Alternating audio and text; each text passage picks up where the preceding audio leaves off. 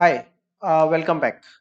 So now we'll talk about some more chemical properties of the halogen derivatives. इसके previous section में हमने जो properties discuss की थी उसमें मेनली दो पॉइंट्स पे फोकस किया था. What are the different possible oxidation states of the halogens, और दूसरा हमने उसमें पॉइंट डिस्कस किया था the oxidising power of the halogens.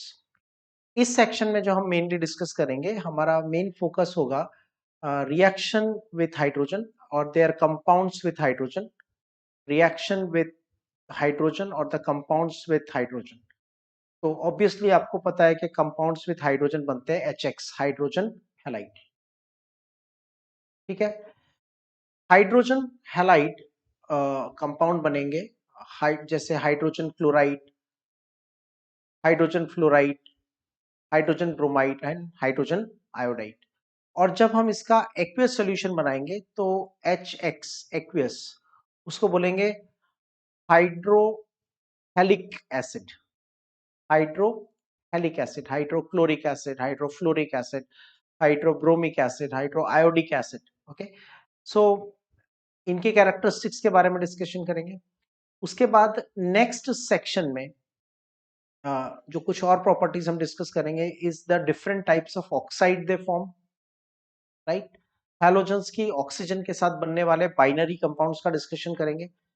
And then next section we will talk about reaction with metal, and the next part we will talk about is compounds with interhalogen compounds. Interhalogen compounds मतलब binary compounds of halogen, मतलब fluorine का compound chlorine के साथ. ठीक है. Just inter halogen compounds का हम यहाँ पे एक सिर्फ इंट्रोडक्शन करेंगे. Main discussion about the interhalogen compounds will be discussing at a separate topic later on also. ठीक है. तो सबसे पहले स्टार्ट करते हैं chemical properties, reactivity with the hydrogen. तो हमको पता है सिंपल रिएक्शन होगी H2 plus X2 gives 2HX. ठीक है. रिएक्टिविटी का ऑर्डर क्या होगा? रिएक्टिविटी का ऑर्डर होगा F2 Cl2 Br2 and I2. Decreasing order में रिएक्टिविटी होगी. रादर आयोडीन के साथ जो रिएक्शन होती है हाइड्रोजन की वो बहुत स्लो एंड रिवर्सिबल होती है. राइट. जो HX बनेंगे, हाइड्रोजन हैलाइड्स बनेंगे, इनकी अगर हम स्टेबिलिटी का ऑर्डर देखेंगे तो वो स्टेबिलिटी का ऑर्डर होगा HF, HCl, HBr and HI. और stability will be the decreasing order. क्यों? सिंपल लॉजिक है. बॉन्ड लेंथ, ये स्टेबिलिटी का ऑर्डर है. बॉन्ड लेंथ इंक्रीज हो रहा है क्योंकि हैलोजन की साइज बढ़ रही है. Fluorine, chlorine, bromine, iodine. Halogen का साइज बढ़ेगा तो बॉन्ड लेंथ बढ़ेगा, और बॉन्ड लेंथ बढ़ेगा तो बॉन्ड स्ट्रेंथ कम हो जाएगा. ठीक है. तो bond length will increase, halogen size will increase, then bond length will increase, so stability will decrease.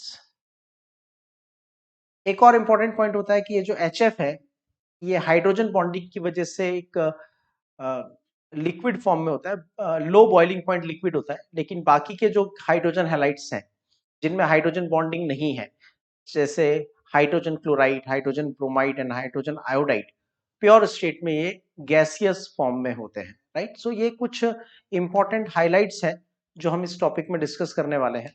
ठीक है. So hydrogen plus halogen gives the compound called hydrogen halide. Okay.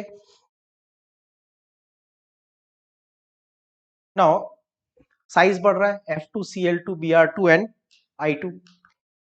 So as the size will increase, the affinity or the reactivity for hydrogen will decrease. This is most reactive, and this will be least reactive. H2 और hydrogen और fluorine, fluorine इतना ज्यादा reactive होता है कि even in the absence of sunlight it directly reacts vigorously to form hydrogen fluoride. लेकिन H2Cl2 से HCl बनाने के लिए हमें डिफ्यूज्ड सनलाइट की रिक्वायरमेंट होती है। यहाँ पे एक पॉइंट है जो एक्चुअली हमें केमिकल काइनेटिक्स में काम आता है। ये एक जीरो ऑर्डर रिएक्शन है। ये केमिकल काइनेटिक्स के लिए इस पॉइंट को स्पेशली याद रखना। ब्रोमीन के साथ रिएक्शन में थोड़ा हीट करना पड़ता है, सिर्फ सनलाइट से काम नहीं चलता। इसका मतलब रिएक्टिविटी कम हो रही है। पहले डार्क में रिएक्शन हो रहा था जब फ्लोरीन था, जब क्लोरीन आया तो you need some sunlight, and जब ब्रोमीन आया तो you need to heat it. और आयोडीन के साथ रिएक्शन में आपको और ज्यादा हीट प्रोवाइड करनी पड़ती है और प्लैटिनम कैटलिस्ट भी यूज करना पड़ता है। ओवर एंड अबाउ ये बात याद रखना कि ये रिएक्शन जो होती है वो रिवर्सिबल रिएक्शन होती है। ठीक है। Important characteristics HF, HCl, HBr और HI। तो ये एक्वियस सॉल्यूशन में H प्लस आयन डोनेट करते हैं, एसिडिक नेचर होते हैं एक्वियस सॉल्यूशन में। When you dissolve them in water, they release H plus ion, and they produce H plus ion when they are dissolved in water. Now, acidic strength down the group increase होता है, simple logic है। देखो, एक acidic strength के लिए periodic table में एक simple logic याद रखो, वो सब जगह पे अप्लाई होगा। ठीक है। पीरियोडिक टेबल में जब आप लेफ्ट टू राइट जाओगे तो HA का एसिडिक स्ट्रेंथ बढ़ेगा, और जब आप टॉप टू बॉटम नीचे आओगे तो भी एसिडिक स्ट्रेंथ बढ़ेगा, एसिडिक स्ट्रेंथ बढ़ेगा। और क्या फैक्टर काम करते हैं?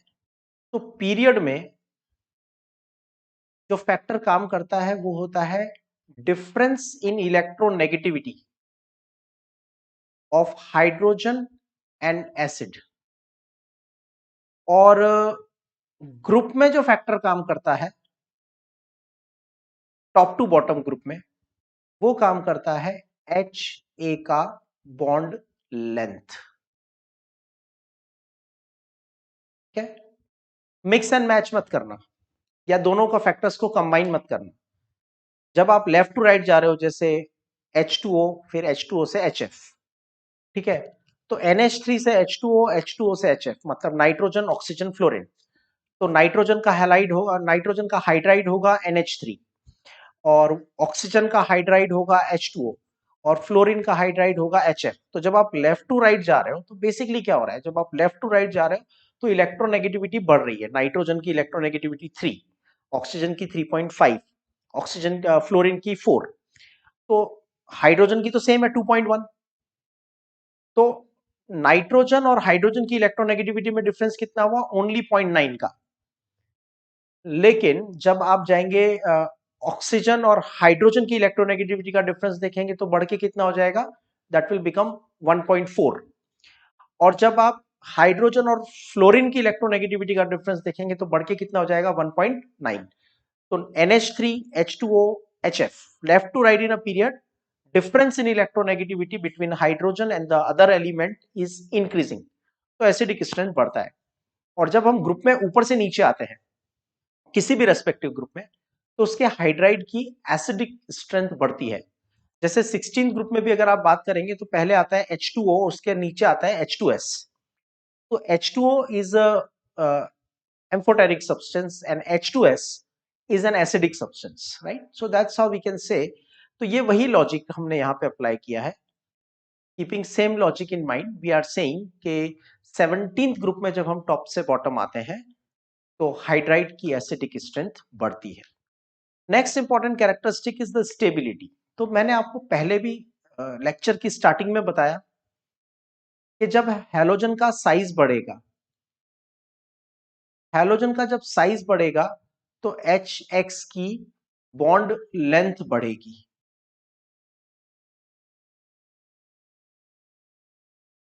बॉन्ड लेंथ बढ़ेगी तो स्ट्रेंथ, बॉन्ड की स्ट्रेंथ कम हो जाएगी। It will become easier to break the bond, and that is how the stability will decrease. So HF जो होता है वो रूम टेम्परेचर पे लिक्विड होता है। What is the reason?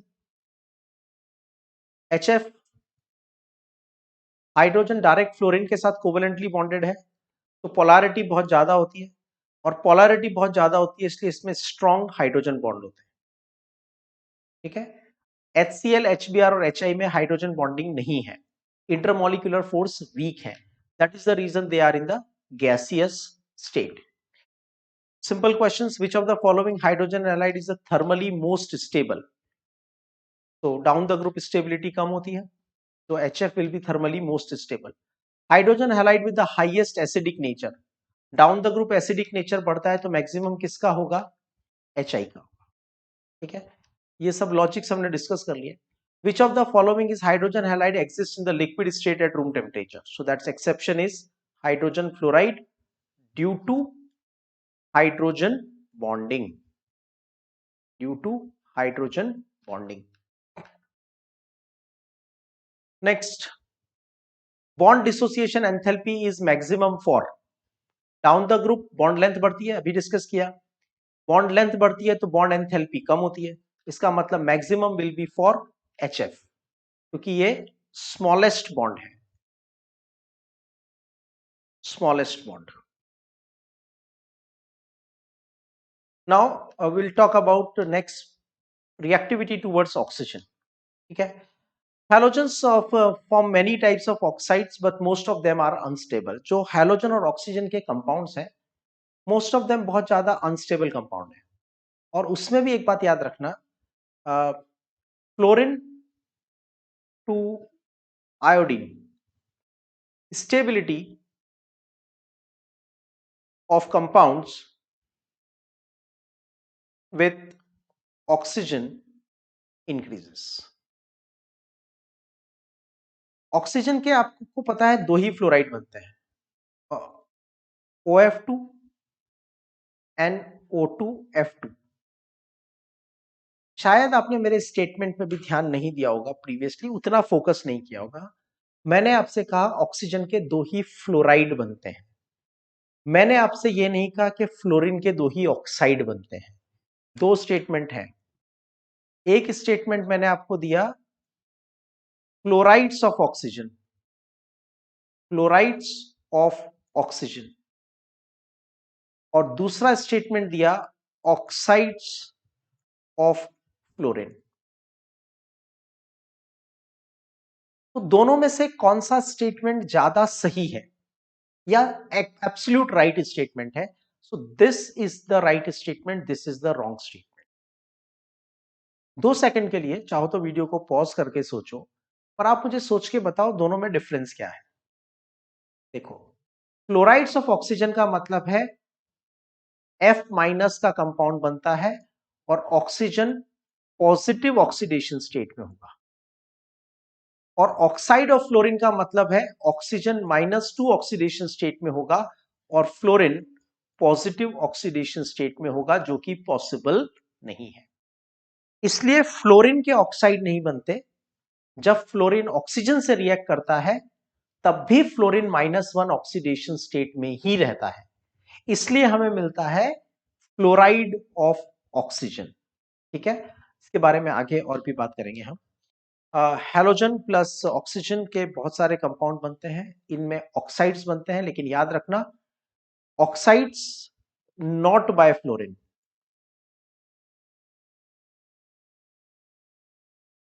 तो क्या मैं आपसे यह कह रहा हूं कि ऑक्सीजन फ्लोरीन के साथ कंपाउंड बनाएगा?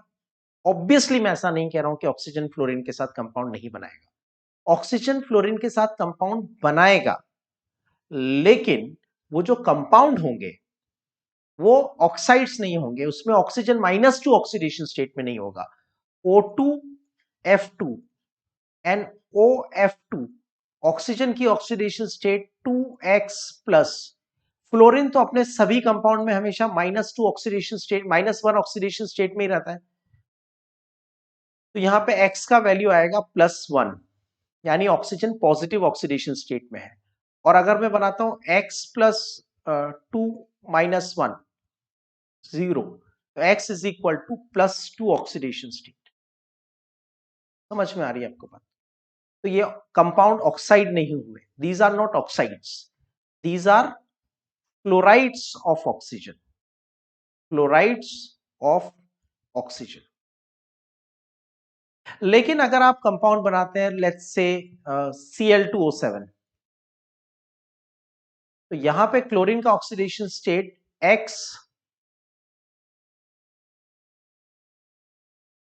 X2X plus 7 into -2 is equal to 0. So 2x is equal to plus 14, x is equal to plus 7. तो यहाँ पे हेलोजन कौन सी ऑक्सीडेशन स्टेट में है? पॉजिटिव ऑक्सीडेशन स्टेट में प्रेजेंट है, right.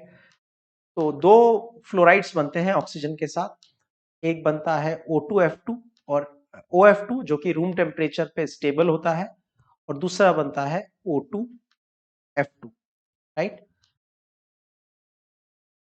O of2 is an actually हम OF2 को एक फ्लोरिनेटिंग एजेंट बोलते हैं। Why do we call it as a fluorinating agent? This is a very less stable or unstable compound. तो जब हम इसको हीट करते हैं तो ये फ्लोरीन रिलीज करता है, and that fluorine combines with the other element to form the compound. तो जो न्यूक्लियर रिएक्टर्स का एग्जॉस्टेड या यूज्ड अप फ्यूल होता है, उस यूज्ड अप फ्यूल के अंदर प्लूटोनियम प्रेजेंट होता है। अब उस प्लूटोनियम के एक्सट्रैक्शन करने के लिए हम क्या करते हैं? प्लूटोनियम को कन्वर्ट कर देते हैं प्लूटोनियम हेक्साफ्लोराइड में, and then it can be extracted. So how to convert plutonium into plutonium hexafluoride? Plutonium को हम प्लूटोनियम हेक्साफ्लोराइड में कैसे कन्वर्ट करते हैं? By using O2F2, right? So the reaction takes place and OF2 is a strong fluorinating agent, and this reaction is used to remove the plutonium in the form of plutonium hexafluoride from the spent nuclear fuel, right? Chlorine, bromine और iodine के oxides बनते हैं। मतलब chlorine, bromine और iodine जब oxygen से react करते हैं तो oxygen remain in -2 oxidation state, right. Compounds of chlorine, bromine and iodine have oxygen in -2 oxidation state, right? That is the reason they are called as oxides. Most of these oxides are not stable. That's true कि वो बहुत ज्यादा stable compound नहीं है, but yes.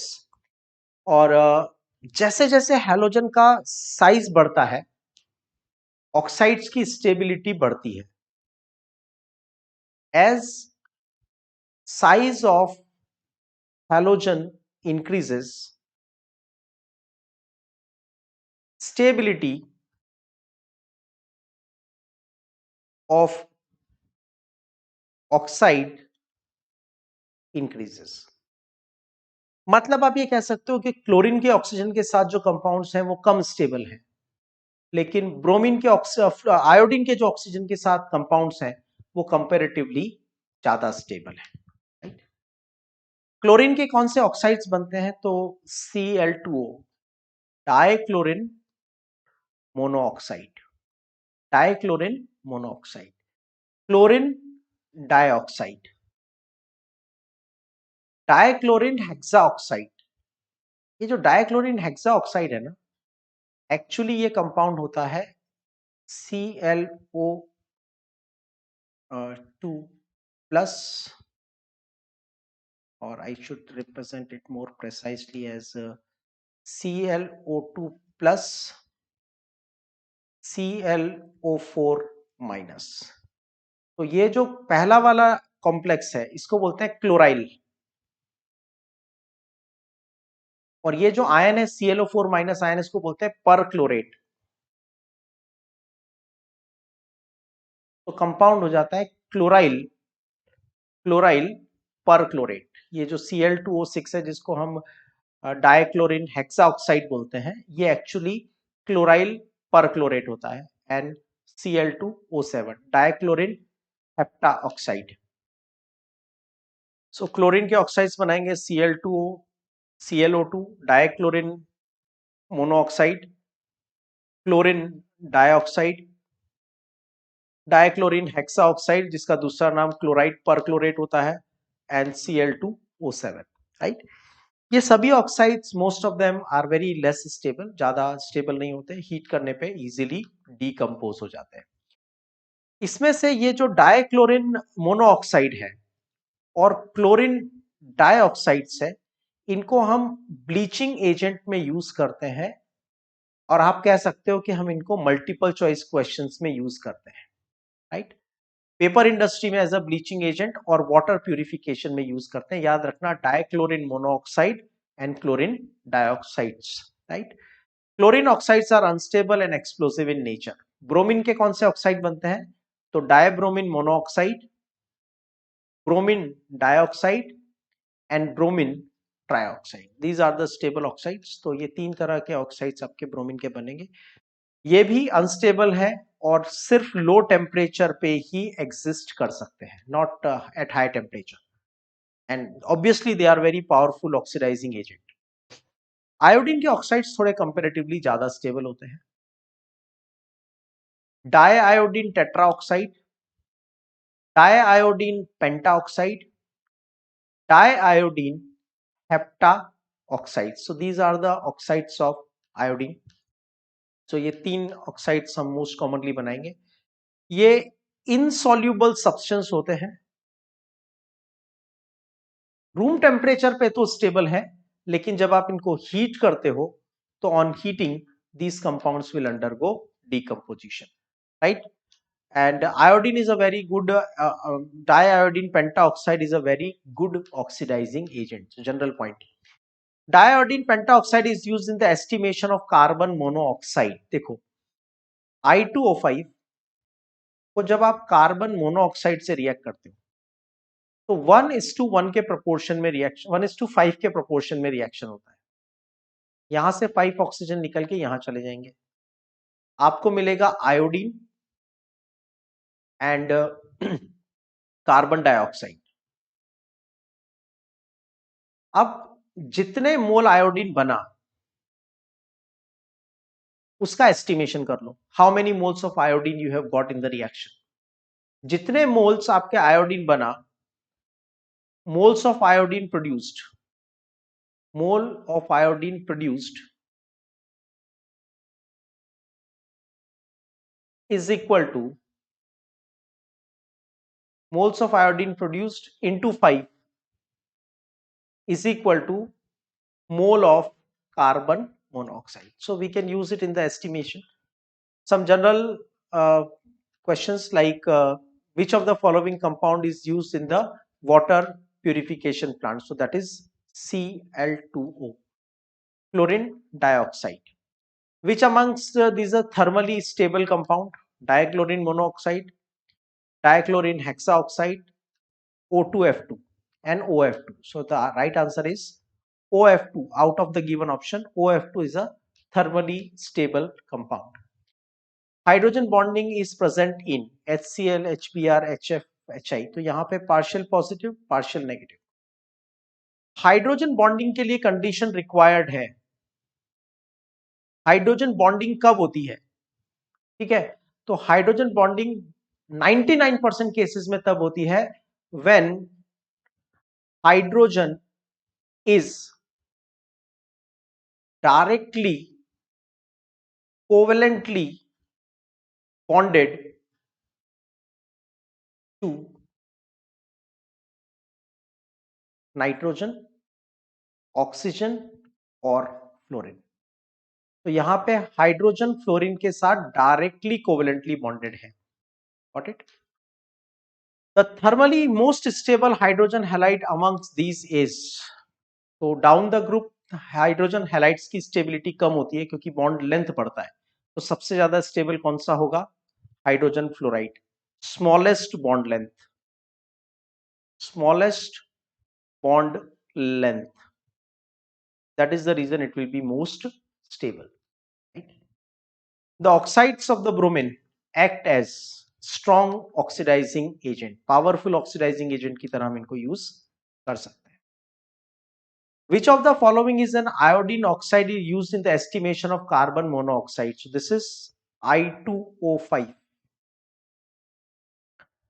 Diiodine pentaoxide is used in the estimation of the carbon monoxide. Now, the next chemical property we'll talk about is the reaction towards metal. तो देखो metal plus halogen. Most of the metals के साथ halogen directly react कर लेते हैं and they form metal halides. Halides का मतलब X minus होगा, ठीक है।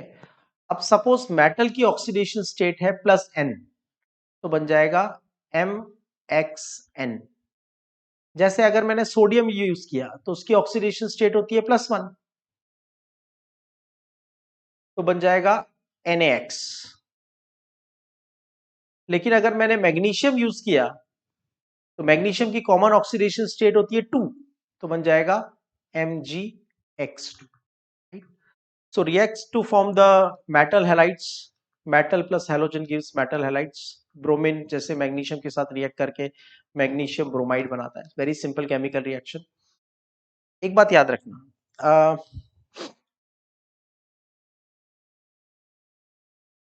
मेटल हैलाइड्स, मेटल हैलाइड्स की जो नेचर होती है ये normally, I am using the word normally, ionic होते हैं, but not always. Normally they are ionic. अब क्या होता है देखो, यहां पे आपको फैजन्स रूल काम आएगा। फैजन्स रूल का मतलब है आयोनिक कंपाउंड में कोवेलेंट कैरेक्टर या कोवेलेंट कंपाउंड में आयोनिक कैरेक्टर। यहां पे हम आयोनिक कंपाउंड पढ़ रहे हैं, तो क्या होता है, ये कैटायन है और ये नेगेटिव आयन है और ये पॉजिटिव नेगेटिव के बीच में बनने वाला आयन नेगेटिव आयन है। तो इसमें क्या होता है, डिस्टॉर्शन इन इलेक्ट्रॉन क्लाउड हो जाता है due to the positive charge, और because of this distortion some covalent characters develop due to distortion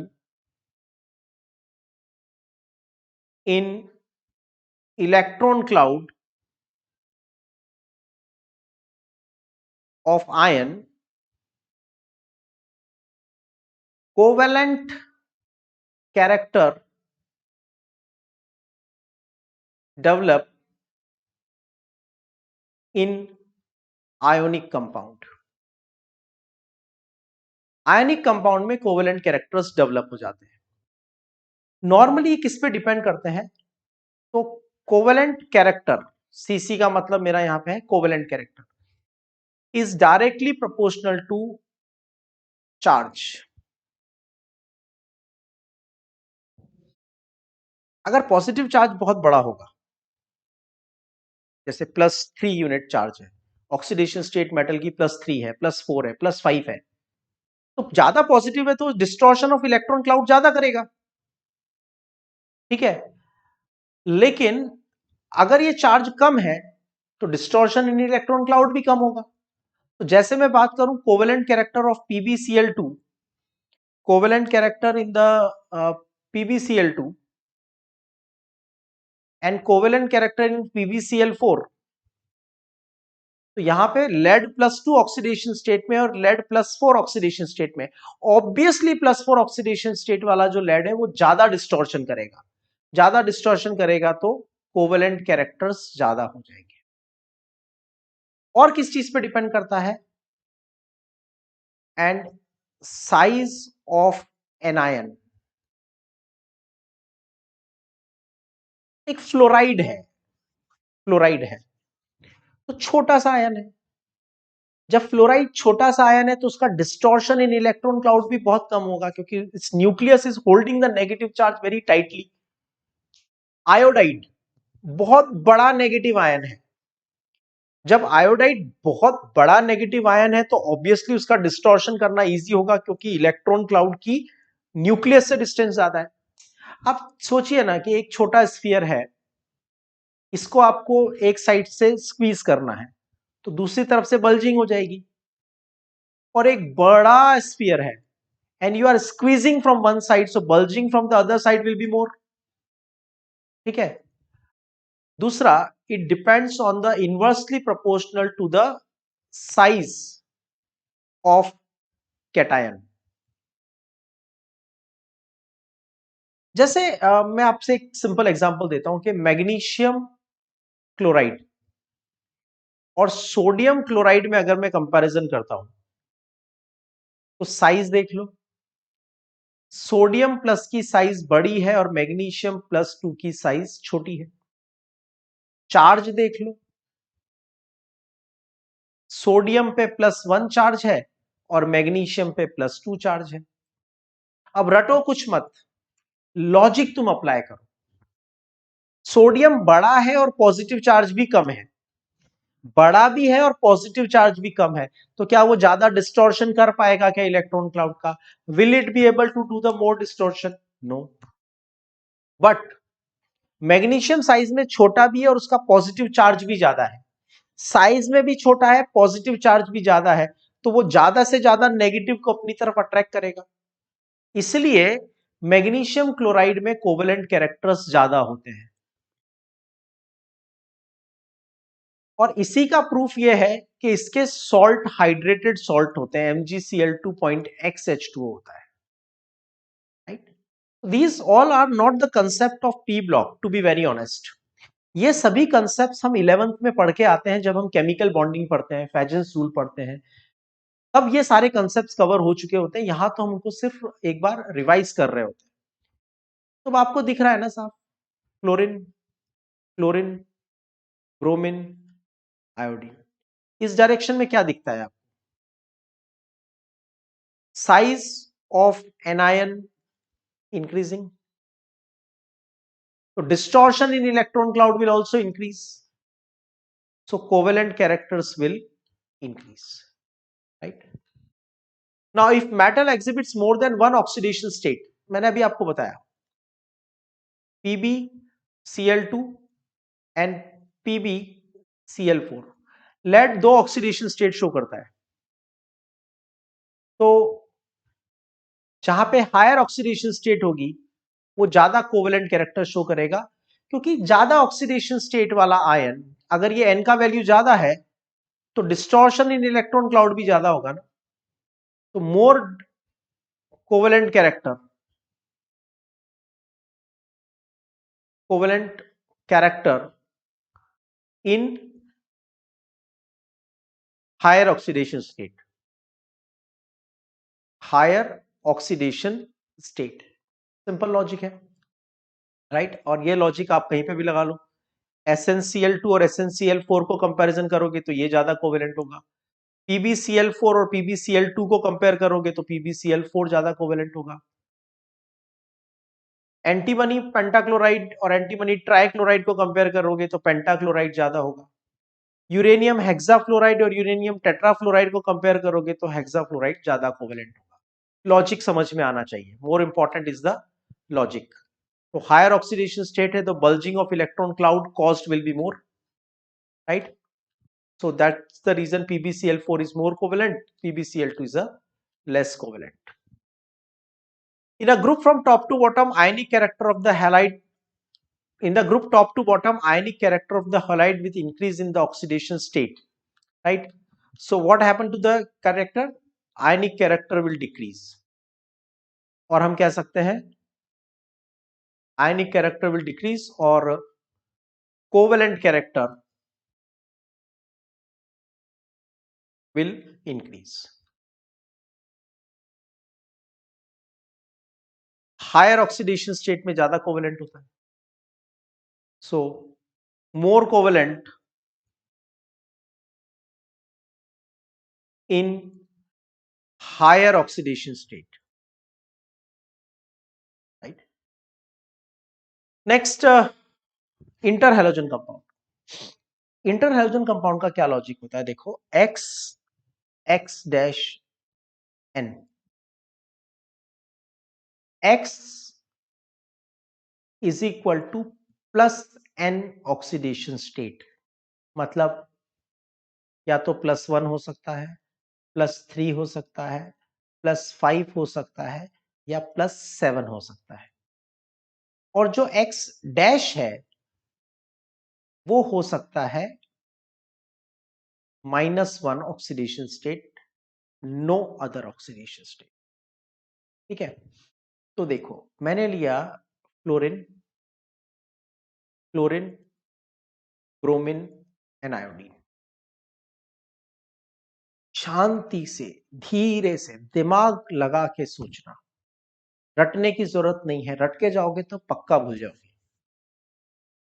logically सोचो, अगर मैंने X डैश की जगह रखा है फ्लोराइड, X डैश की जगह रखा है फ्लोरीन, तो X की जगह पे कौन आ सकता है? जिसकी इलेक्ट्रोनेगेटिविटी ज्यादा है वो नेगेटिव ऑक्सीडेशन स्टेट बनाएगा। एग्रीड और नॉट? दो एलिमेंट हैं, जब दो एलिमेंट आपस में कंबाइन होते हैं तो नेगेटिव ऑक्सीडेशन स्टेट कौन शो करता है? नेगेटिव आयन कौन बनाता है? जिसका इलेक्ट्रॉन के लिए अट्रैक्शन ज्यादा होता है वही नेगेटिव आयन बनाता है ना। इलेक्ट्रॉन के लिए अट्रैक्शन मतलब मोर इलेक्ट्रोनेगेटिव एटम।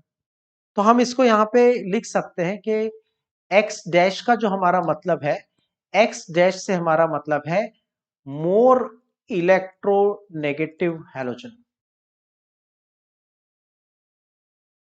तो अगर एक्स डैश की जगह पे फ्लोरीन रखा है तो एक्स की जगह इनमें से कोई भी आ सकता है। मतलब आप बना सकते हो ClF, ClF3, ClF5 and ClF7, इनमें से कुछ भी आप बना सकते हो।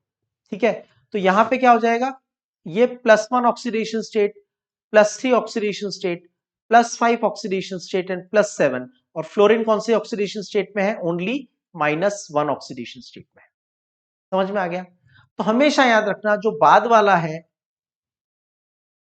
वो मोर इलेक्ट्रोनेगेटिव होता है या स्मॉलर इन साइज होता है, और जो पॉजिटिव ऑक्सीडेशन स्टेट में होता है वो लेस इलेक्ट्रोनेगेटिव होता है एंड बिगर इन साइज होता है। ठीक है, तो this is the idea you have to keep inter halogen compounds में। तो दो हैलोजन कंबाइन होते हैं तो इंटर हैलोजन कंपाउंड बनता है।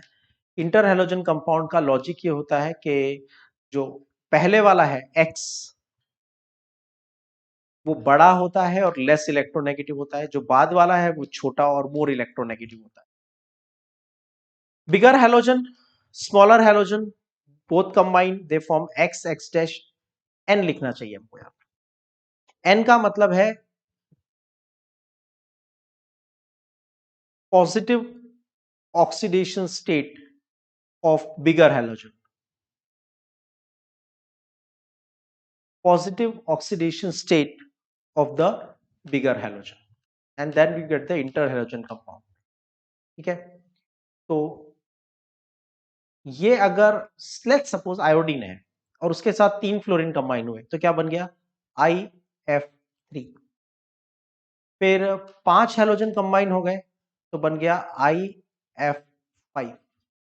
और फिर 7 हैलोजन कंबाइन हो गए तो बन गया IF7। Okay, which amongst the following is an interhalogen compound? HCl, NBr3, ClF। Interhalogen compound का मतलब the compound which is formed between two halogens, right? So this is everything about the chemical properties, and इसके बाद अब हमने general properties 17 group के complete कर लिए हैं। अब हम कुछ एक्सक्लूसिव स्पेसिफिक एलिमेंट्स और कंपाउंड्स की बात करेंगे, like properties of dichlorine, properties of hydrogen chlorides, oxo acids of halogen and interhalogen compounds, right? So that's everything about the general properties. कुछ पॉइंट्स मैंने हाईलाइट किए हैं। आपकी पी ब्लॉक की अंडरस्टैंडिंग मोस्टली इस बात पे डिपेंड करती है कि आपका केमिकल बॉन्डिंग के कंसेप्ट कितने अच्छे हैं, राइट? ऑब्वियसली केमिकल बॉन्डिंग के कंसेप्ट वीक होंगे, रेडॉक्स के कंसेप्ट वीक होंगे, इलेक्ट्रोनेगेटिविटी का कंसेप्ट वीक होगा, तो फिर it's difficult to understand. But if those concepts are clear, तो आप सिर्फ उन कंसेप्ट्स को यहाँ पे आके अप्लाई कर रहे हो, nothing much, right? So please, अगर आपको पी ब्लॉक को समझना है तो आपको केमिकल बॉन्डिंग की अच्छी ग्रिप होनी चाहिए, ऑक्सीडेशन स्टेट्स की अच्छी ग्रिप होनी चाहिए, then definitely P block is much easier what you think. The many people find the P block difficult because definitely their chemical bonding concepts are not very much clear, right? So let's meet in the next session where we'll talk about the some elements and compounds of 17th group.